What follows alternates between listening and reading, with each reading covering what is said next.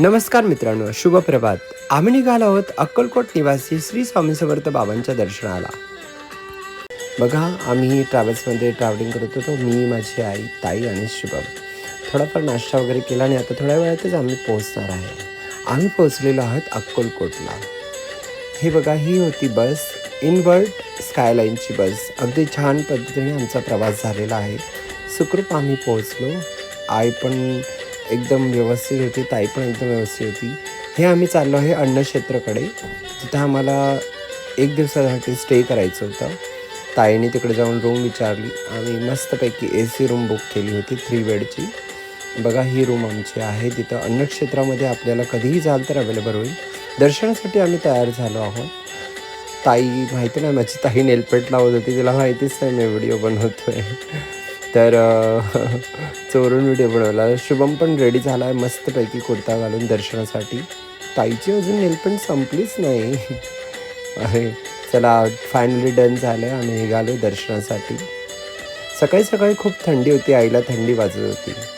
मग आम्ही निघालो दर्शनाला. हे बघा, मम्मी, मी, ताई, शुभम.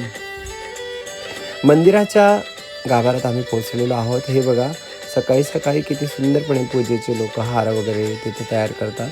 ताईला मी पूजेची थाळी दिली, आईला पण दिली आहे. हे तिथं तुळशी माळ वगैरे छानपैकी अशी दुकानं सजलेली असतात. सकाळी सकाळी दर्शनासाठी आम्ही तयार झालेलो आहोत. हे मंदिराचं प्रवेशद्वार आहे, जिथून आम्ही एंट्री केली.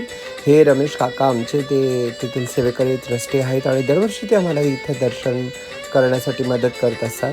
बापरे बाप, काय गर्दी होती मंदिरामध्ये. बघा, जीव अगदी थक्क झाला होता बघून. किती सेवेकरी दर्शनाला सकाळी तिथं आले.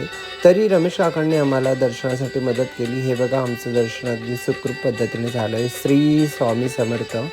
अगदी मनापासून आमचे दर्शन झाले आहे. मंदिराच्या गाभाऱ्यात मागच्या साईडला आम्ही मानाचा मुजरा दिलेला आहोत. माझ्या आईने पण स्वामींना मानाचा मुजरा केला. स्वातीताईने सुद्धा मानाचा मुजरा केला. श्री स्वामी समर्थ. शुभमने सुद्धा मानाचा मुजरा केला आहे. मंदिरातील सेवेकरी ट्रस्टी यांनी मला जो मान दिला त्यासाठी की मी त्यांचा खूप खूप आभारी आहे. मला या ठिकाणी ती लाईन आठवली, भिऊ नकोस, मी तुझ्या पाठीशी आहे. ही रुद्राक्षाची प्रतिमा पाहून मला नक्कीच ती लाईन आठवली. स्वामींचं हे वटवृक्ष ज्या ठिकाणी ते बसले होते, मी त्यालाही मानाचा मुजरा दिला आहे.